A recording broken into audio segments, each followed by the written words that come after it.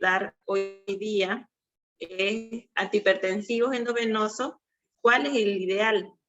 En realidad es un seguimiento o parte de lo que el doctor Cariaga ya ha mencionado, pero vamos a hacer un hincapié en la pregunta realmente, ¿cuál es el medicamento o el antihipertensivo ideal? Bueno, conflicto de intereses, ninguno, siempre mencionarlo por el tema de que hoy día vamos a hablar, o este momento vamos a hablar un poco de los antihipertensivos endovenosos. Entonces, la pregunta sería, ¿cuáles serían los requisitos para que un fármaco antihipertensivo se considere ideal?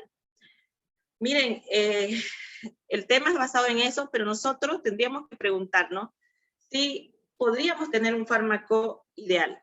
¿Cuáles serían estos requisitos? Que tenga una rapidez de acción, que tenga una acción progresiva y sostenida, una acción proporcional a las cifras de presión arterial iniciales, facilidad de administración y dosificación, actuar sobre las resistencias periféricas, no interferir en la autorregulación del flujo sanguíneo cerebral, carecer de efectos sanguíneos limitantes. Entonces, si se fijan, miren el conjunto de requisitos que nosotros deberíamos pedir para que un medicamento se considere ideal y el mejor para poder tomar. Entonces, ¿estos antihipertensivos cumplen con ello? Realmente no. Esa es la respuesta. Cada uno tiene cosas a su favor, como otros tienen cosas negativas, dependiendo de cada paciente. Entonces, para poder definir si un medicamento es ideal, primero tenemos que saber cuándo utilizarlo. ¿Cuándo utilizamos estos antihipertensivos endovenosos? Porque como bien mencionó el doctor Cariaga, nosotros tenemos que hacer bien la diferenciación, porque si ustedes vieron, la mayor cantidad de pacientes en realidad no llegan con necesidad de antihipertensivos endovenosos y más bien sí con necesidad de antihipertensivos orales. Entonces, ¿cuándo se necesita? En episodios de emergencias hipertensivas propiamente dichas. Es decir, cuando se tiene hipertensión severa, pero asociado a daño agudo de órgano blanco o órgano diana.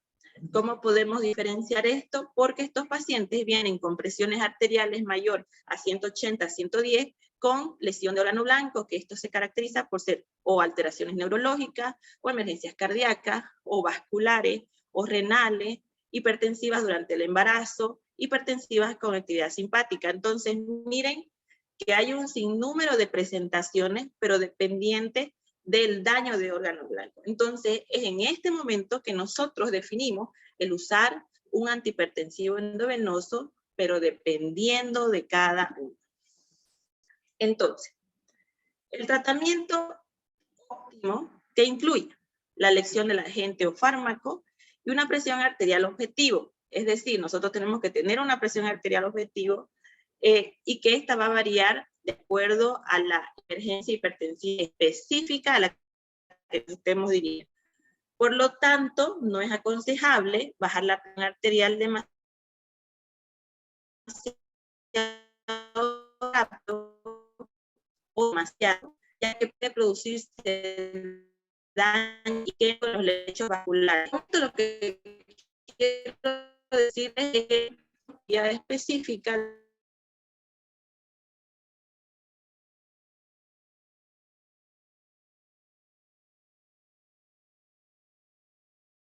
va a dar el sistema de autorregulación corporal.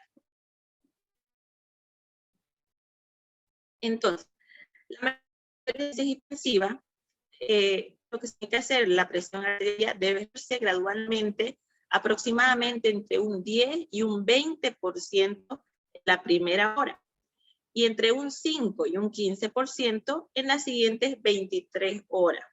Entonces, fíjense que a pesar de que es una emergencia hipertensiva, de una manera global, nosotros debemos bajar la presión lentamente y no así como habitualmente por el estrés que tenemos o que tienen los familiares de bajarle una presión, tenemos que hacerlo rápido, tenemos que darnos un tiempo.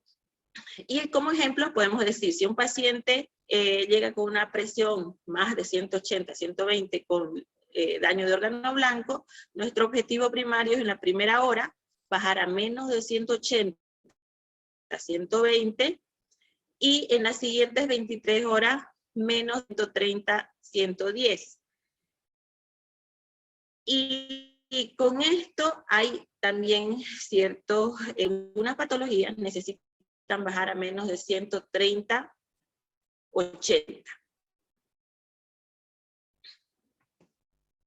Bueno, entonces, ¿cuáles son estos antihipertensivos endovenosos? Los antihipertensivos endovenosos que conocemos, por lo menos en nuestro medio, son pocos, pero no por eso tenemos que dejar de conocer todos los que existen actualmente. Existen nitratos, que son las nitroglicerinas y los nitroprusiatos, que esos son los que comúnmente conocemos. Tenemos los bloqueadores de canales de calcio, que son nicardipina y clevidipina, agonistas de la dopamina 1, el fenoldopán, bloqueadores adrenérgicos, la betalol, esmolol, metoprolol, y otros agentes que son la hidralacina, enalaprilato y fentolamina. Fíjense que son varios los que nosotros tenemos que conocer, pero no tenemos en nuestro medio. Nosotros nos manejamos con pocos, y entre ellos la nitroglicerina, que es uno de los más comúnmente conocidos, lo del nitroprusiato, actualmente la betalol, pero tenemos que conocerlos todos. Entonces, vamos a empezar desglosando uno por uno. Los nitratos inducen a la vasodilatación. ¿Cómo? Mediante la generación de GMP cíclico, que luego activa los canales de potasio sensibles al calcio en la membrana celular. De esto, lo que tenemos que saber es que los nitratos producen vasodilatación, tanto arterial como venosa. De ahí que tenemos el nitroprusiato. Este actúa en un plazo de minutos o menos de un minuto, y que cuando interrumpimos el uso del medicamento, su efecto desaparece dentro de los 10 minutos o menos. Entonces, el medicamento que es muy útil para descender la presión, porque actúa muy rápidamente. Pero ¿qué pasa? Este requiere un control frecuente, ya que así como actúa rápido, puede producir una caída repentina o drástica de la presión arterial. ¿Qué dosis se utiliza? Se recomienda de 0,25 a 0,5 microgramos kilogramo minuto, y esto puede irse aumentando según la necesidad, llegando hasta un máximo de 8 a 10 microgramos kilogramo minuto, pero recordando que a esa dosis máxima solo la deberíamos usar por máximo 10 minutos. ¿Por qué? Porque lamentablemente el nitroprusiato metaboliza a cianuro, y esto produce una intoxicación a tal punto de que puede ser fatal. Entonces, nosotros cuando usamos nitroprusiato de sodio, como aquí lo mencionamos, requiere un control muy frecuente y estricto, porque dentro de las primeras 4 horas podemos tener un paciente intoxicado por cianuro, y esto se puede denotar por el cambio o la alteración del estado mental y una acidosis láctica que aparece súbitamente. Y como les digo, esto puede ser fatal. Otro momento en el cual podemos tener intoxicación es que si nosotros utilizamos el nitroprusiato por más de 24 horas, inclusive si fuera a dosis baja, por más de 24 a 48 horas, podemos tener intoxicaciones por cianuro, y más aún si este paciente empieza a tener daño renal, ya que esta parte del riñón no va a poder eliminar o desintoxicar al cuerpo del cianuro.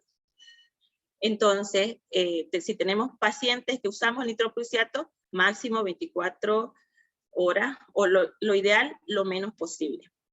El riesgo de toxicidad se puede minimizar usando una dosis mínima y evitando su uso prolongado. ¿Ya? Además, nunca administrar más de 10 microgramos durante más de 10 minutos. O sea, nunca usar la dosis tope más de 10 minutos. Este medicamento, así como actúa tan rápido al descender la presión, puede provocar, además, disminución de la presión de perfusión coronaria, disminución de la perfusión renal, disminución de la perfusión cerebral, y esto causar más daño que ayudar al paciente. Está contraindicado en el embarazo, y es mejor evitarlo en pacientes con insuficiencia renal, obviamente si es necesario su uso.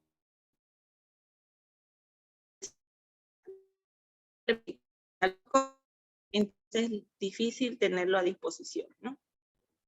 Otro es la nitroglicerina, donde la dosis inicial es de 5 microgramos minuto y esta se puede ir incrementando según sea necesario hasta un máximo de 100 microgramos minuto. El inicio de la acción ya es de 2 a 5 minutos, mientras que la duración de la acción es de 5 a 10 minutos. ¿Qué efectos adversos tiene? Que produce dolor de cabeza, produce mucha cefalea y produce taquicardia como un resultado de una activación simpática refleja. Y lo positivo es que no produce intoxicación por cianuro, no lleva a la acumulación de cianuro, pero sí se ha descrito casos de que la nitroglicerina produce metahemoglobinemia en pacientes que recibieron más de 24 horas. Entonces, tenemos que tener en estos pacientes cuidado en los que tenemos un uso un poco más prolongado por este motivo. ¿Y qué es la metahemoglobinemia? Es cuando no se puede, el glóbulo rojo no puede transportar oxígeno. Entonces puede ser muy riesgoso para el paciente. La acción y farmacocinética, muy similar a la del nitroprusiato, produce más que todo una dilatación venosa, más que arterial, tiene menos eficacia antihipertensiva en comparación de otros medicamentos, ¿ya? Pero esta varía de persona a persona. Entonces, la acción que tengamos o la reacción que tengamos en cada persona va a ser distinta. Puede ser útil en pacientes con enfermedad coronaria sintomática y en aquellos con hipertensión después de un bypass coronario. Pero por lo general, y eso hay que tomarlo mucho en cuenta, si vamos a usar la nitroglicerina, no tener infusiones prolongadas porque produce taquifilaxia. Que taquifilaxia significa que el medicamento, mientras más tiempo lo usemos, menos efecto va a tener.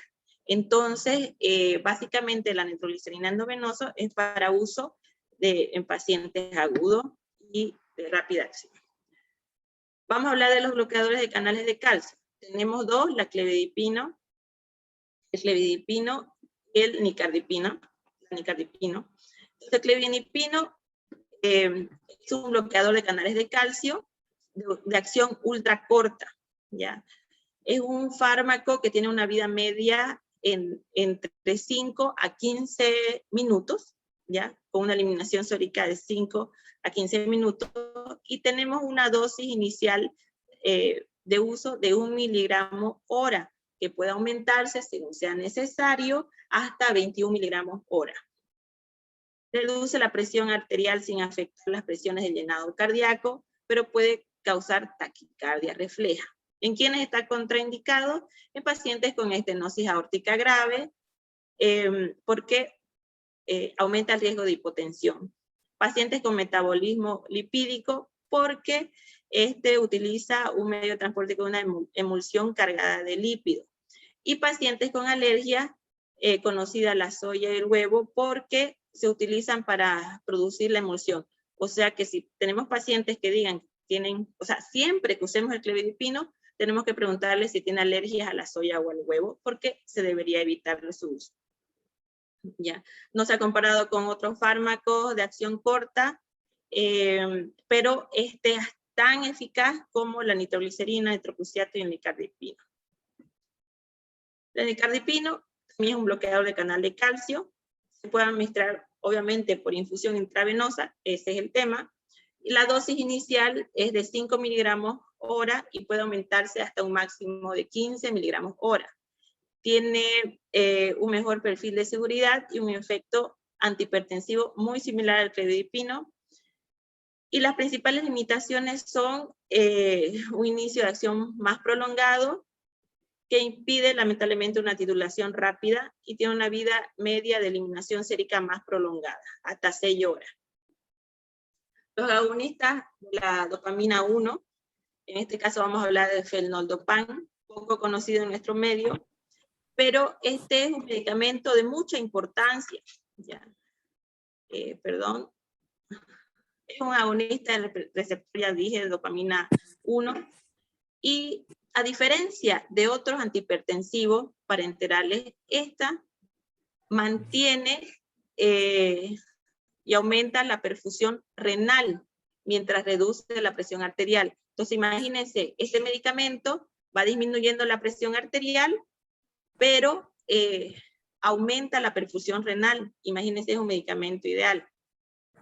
Puede ser particularmente beneficioso en pacientes con deterioro de la función renal, justamente por ese motivo, ya en comparación del nitroprusiato, ya que este puede aumentar la tasa de filtración glomerular y la producción de orina y la excreción de sodio. ¿Cómo se inicia? Con dosis de 0.1 microgramo kilogramo minuto. La dosis puede ajustarse a niveles de intervalos de 15 minutos a 1.6 microgramos kilogramo por minuto. Y dependiendo de la respuesta, podemos llegar hasta 2 microgramos kilogramo minuto. Debe usarse con precaución en pacientes con glaucoma, ya que puede aumentar la presión intraocular. Y para este medicamento siempre hay que preguntar si tiene alergia a los sulfitos, ya porque está premezclado con este, entonces puede ser que produzca alergia. Luego tenemos los bloqueadores adrenérgicos, del cual está otro que actualmente conocemos, que es el labetalol, que es un bloqueador combinado beta-adrenérgico y alfa-adrenérgico. Tiene una rápida acción, 5 minutos o menos. Lo convierte en un medicamento intravenoso útil. No sé si pueden tal vez cerrar su micrófono, por favor. Útil para el tratamiento de emergencias hipertensivas. Es seguro en pacientes con enfermedad coronaria activa, ya que no aumenta la frecuencia cardíaca. Debe evitarse en pacientes con asma. No olvidar, puede ser contraproducente en estos pacientes con asma, con EPOC, con insuficiencia cardíaca, con bradicardia o bloqueo cardíaco mayor que el primer grado. No debe usarse sin un bloqueo alfa adecuado en pacientes con feocromocitoma o en pacientes que tengan sobredosis a cocaína o metanfetamina. Se puede administrar tanto en bolos intravenosos como en infusión a dosis continua. En bolo se usaría 20 miligramos inicialmente, seguida de bolos de 20 a 80 miligramos cada 10 minutos. Es decir, iniciamos con 20, seguimos con 40, luego 60, luego 80, pero sin sobrepasar los 300 miligramos. Eso cada 10 minutos hasta conseguir la presión que nosotros necesitamos. La velocidad de infusión, en caso de que lo hagamos en infusión, es de 0,5 a 2 miligramos minuto. Y a veces se usa dosis totales más altas, pero de acuerdo al tamaño del paciente, en este caso en pacientes con sobrepeso u obesidad. Luego tenemos otro beta bloqueante, que es el esmolol, ¿ya? Sus efectos comienzan casi de inmediato. Tiene una vida media corta, aproximadamente 9 minutos, y una duración total de acción también corta. El esmolol se usa a menudo durante la anestesia para prevenir perturbaciones hemodinámicas posteriores a la intubación. Como otros agentes, tenemos la hidralacina, el enalaprilato y la fentolamina. Vamos a hablar de la hidralacina. No es un agente preferido habitualmente en la emergencia. Es un vasodilatador arterial directo con poco o ningún efecto en la circulación venosa. Se necesita precauciones en pacientes con enfermedades coronarias subyacentes o disección aórtica. La respuesta hipotensora a la hidralacina es menos predecible que la observada con otros agentes parenterales. Su uso, más que todo de la hidralacina, está limitado a las pacientes embarazadas. Estamos hablando de las emergencias hipertensivas del embarazo, de las eclampsias severas y las eclampsias. Pero actualmente se está viendo que también puede producir disminución del flujo sanguíneo uteroplacentario, entonces sigue en estudio a pesar de que actualmente está indicado. Se puede administrar en forma de bolos intravenosos, la dosis inicial es de 10 miligramos, siendo la dosis máxima 20 miligramos. También tenemos el enalaprilato, que es un éster desetílico activo por vía intravenosa. Tiene respuestas impredecibles, la cual depende del volumen plasmático. Es decir, que tenemos que tener un paciente con un buen volumen plasmático para poder utilizarlo. Está contraindicada en el embarazo. Su dosis habitual es de 1.25 miligramos y se puede administrar aumentar 5 miligramos cada 6 horas según sea necesario. Su inicio comienza a los 15 minutos, pero es posible que el efecto máximo no se observe hasta dentro de las 4 horas. La duración varía de 12 a 24 horas. Y por último, la fentolamina, que es un bloqueador alfa-adrenérgico no selectivo. Igual, su uso se limita al tratamiento de la hipertensión grave debido al aumento de la actividad de las catecolaminas. Es decir, que está incluida el feocromocitoma y las intoxicaciones con cocaína que si vieron con otros antihipertensivos estaba contraindicada. Es más eficaz que otros bloqueadores alfa-adrenérgicos y su disponibilidad puede ser limitada en muchos centros. Se administra en forma de bolo intravenoso. La dosis habitual es de 10 a 15 miligramos cada 5 a 15 minutos según sea necesario. Pero hemos mencionado todos los antihipertensivos, pero seguimos sin saber exclusivamente cuál usar. Entonces, para usar, nosotros tenemos que ver los objetivos de los tratamientos antihipertensivos. Y los objetivos van a ser de acuerdo a la lesión de órgano blanco.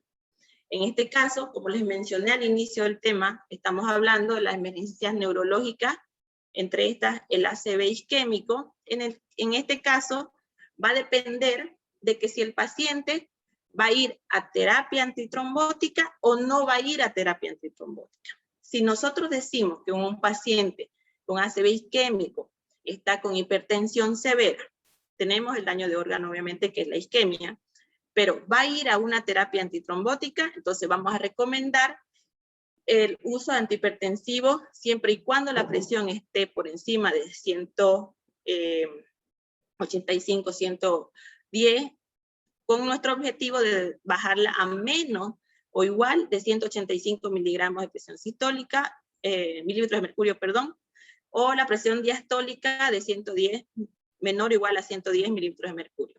Entonces, nuestra presión objetivo es disminuir menos de eso, menos de 185, 110.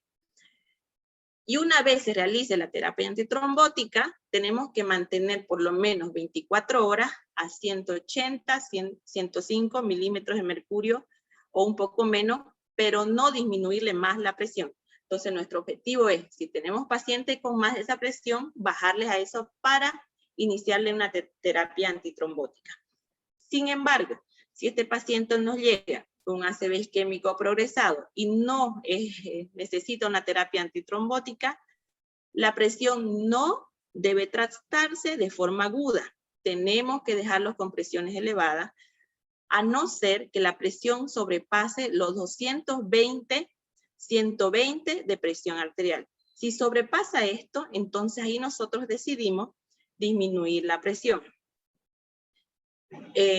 Entonces, disminuimos la presión, pero ¿cómo? Está indicado o se sugiere la disminución cautelosa, aproximadamente un 15% durante las primeras 24 horas después del accidente cerebrovascular. Entonces, fíjense que en estos pacientes nosotros no bajamos la presión, sino garantizamos que esté con una presión adecuada para mantener o garantizar el flujo sanguíneo cerebral, ¿ya? Y así evitar mayor isquemia. Entonces, tenemos un paciente con ACV isquémico, la idea es no bajarle bruscamente la presión, mantenerle a esos rangos ya definidos. Tenemos una emergencia neurológica tipo hemorrágica, nuestros objetivos son un poco diferentes. Hasta ahora no existe un objetivo específico, no hay un punto donde digan tenemos que tener una presión arterial media a esto, tenemos que tener la presión arterial media a esto otro. Tenemos que tener más bien, o se recomienda tener una presión arterial sistólica entre 140 y 160. Ese es un objetivo razonable. Pero si tenemos una presión mayor a 220, nuestro objetivo ahí sí va a ser disminuir a una presión sistólica menor a 220. Luego de esto, una vez menos, la presión se inicia a reducir o se reduce gradualmente durante el periodo, durante horas, y no así en minutos, tiene que ser en horas, hasta un rango de 140 a 160. Siempre y cuando el paciente permanezca estable. Si el paciente por algún motivo se inestabiliza, ya tenemos que dejar de pasar los medicamentos antihipertensivos, porque tal vez es este el que esté causando sus alteraciones. Es decir, ¿cuándo vamos a notar que el paciente está inestable nuevamente? Si empeora su estado neurológico, si cambia, básicamente, si hay deterioro del Glasgow, volvemos al tema del deterioro neurológico, pero ahí tal vez nosotros estemos causando que uno disminuya el flujo cerebral o se incremente la hemorragia al disminuir bruscamente la presión. Entonces sí tenemos que tener presiones arteriales sistólicas entre 140 y 180. Dentro de las emergencias neurológicas también tenemos las encefalopatías hipertensivas. En este caso, ya, el diagnóstico básicamente va a ser por exclusión. ¿Qué significa? Nosotros investigamos todas las causas, pero tenemos un paciente que está encefalopático, hipertenso, y no tiene ninguna otra alteración. Entonces, nosotros sospechamos este diagnóstico e iniciamos el descenso de la presión, pero lentamente. En este tipo de paciente, tenemos que reducir la presión arterial entre 10 y 20% durante la primera hora, y luego el 25% en el resto del día. Entonces, la reducción igual es lenta, y lo que esperamos con esto es que el paciente mejore o salga de esa encefalopatía, pero lentamente, no brusco. No, olvidémonos de ese término de que queremos tener un paciente con presiones de 120-60. No, la ideal siempre en estos pacientes que ya vienen con presiones elevadas, la verdad, y que actualmente ya cambió su estado a una emergencia hipertensiva, entonces la decisión de bajar siempre va a ser lento, sospechando una encefalopatía hipertensiva. Medicamentos más comunes para ello: nitroprusiato, clevidipino, dicardipino, fenoldopam. Hablamos de la insuficiencia cardíaca. Aquí estamos hablando de disfunción ventricular izquierda y de edema agudo de pulmón. Aquí necesitamos diuréticos de asa. Me parece que hubo una pregunta de cuándo usamos diuréticos de asa o furosemida. En este paciente sí es necesario usar diuréticos de asa, pero apoyarnos con un antihipertensivo endovenoso, que puede ser tanto el nitroprusiato como la nitroglicerina, porque el objetivo es reducir la poscarga, ¿ya? ¿Qué fármacos deben evitarse? La hidralazina, ya, también debe evitarse en este caso el labetalol, porque va a disminuir la contractilidad cardíaca, ¿ya? O cualquier betabloqueante. En estos casos de insuficiencia cardíaca no debemos usar betabloqueantes. El objetivo de esta terapia es mejorar el exceso de volumen y la insuficiencia cardíaca, mejorando el edema pulmonar. Y para esto, este objetivo habitualmente lo logramos disminuyendo entre 10 y 15% de la presión arterial. En caso de síndromes coronarios, nosotros, ¿qué medicamento usamos? La nitroglicerina intravenosa, la clevidipina, el nicardipino, el metoprolol, el labetalol, que no está mencionado aquí, el esmolol. Se puede usar en casos de emergencias hipertensivas con síndrome coronario. Estos se utilizan para reducir el consumo de oxígeno miocárdico, reducir la isquemia coronaria y mejorar el pronóstico.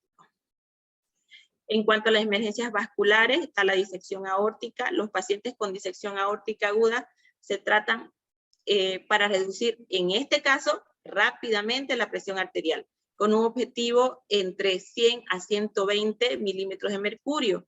Esta reducción tenemos que hacerla dentro de los primeros 20 minutos después de haber diagnosticado la disección aórtica.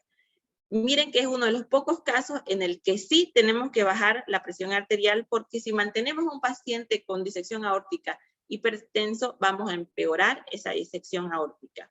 O no nosotros, en realidad el paciente va a empeorar, ¿no? Entonces, en estos casos se puede administrar betabloqueante, porque el betabloqueante, además de bajarnos la presión, nos va a ayudar con la frecuencia cardíaca, que debemos también mantenerla por debajo de 60 latidos por minuto. Entonces aquí son dos objetivos de por qué usar un beta bloqueante, pero sí tiene que ser asociado a un vasodilatador para ayudar a ese vaso que está disecándose. Emergencias renales, ¿ya? Las terapias antihipertensivas, en este caso de renales, habitualmente conducen a empeorar la función renal. Por eso, en estos casos en que nosotros detectamos que estamos con una insuficiencia renal aguda por una hipertensión, por una emergencia hipertensiva, nuestro medicamento es el fenoldopán. ¿Por qué? Porque acuérdense que les dije que el fenoldopán lo que va a hacer es mejorar la función renal momentáneamente mientras se va reduciendo paulatinamente la hipertensión. En estos objetivos les he tratado de mencionar los más comunes. No les voy a hablar mucho de lo que, en realidad no les voy a hablar de lo que es la emergencia hipertensiva en el embarazo, ¿ya? Aunque se incluye, pero hablando en general del paciente adulto, estas son las más frecuentes y estas son las que nosotros deberíamos conocer con estos objetivos para poder determinar qué antihipertensivos vamos a usar. Entonces, en general, tenemos las emergencias hipertensivas y los fármacos a elección. Esta es una lista que nosotros podemos tener a mano para poder hacer la elección más adecuada y podríamos aumentarle en una columna en paralela la dosis, la dosificación y las contraindicaciones, porque es prudente saber por cada paciente, independientemente de del daño que tengamos, saber qué otras contraindicaciones tiene, qué otras patologías tiene, para poder ya juntas las dos, tanto el daño de órgano blanco con sus antecedentes y medicaciones que toma, hacer la elección del antihipertensivo endovenoso. Entonces, no existe un mejor antihipertensivo endovenoso como tal, sino que el mejor antihipertensivo endovenoso es el que sea adecuado, está mal escrito ahí, perdón, a cada paciente según la alteración de órgano blanco que presente. O sea que el tratamiento antihipertensivo siempre va a ser dirigido al paciente. Nosotros no vemos ni presión por sí sola, no vemos ni medicamento por sí solo. Lo que vemos es justamente qué tiene el paciente como tal y lo medicamos a ese paciente como único e individual. Eso es lo que se tienen que sacar de este tema, porque puede ser que después salgan muchos otros antihipertensivos endovenosos, pero siempre va a ser bajo la misma característica. No va a ser uno de elección por siempre. Pueden ser varios para un solo paciente o entre varios, solo uno para ese paciente.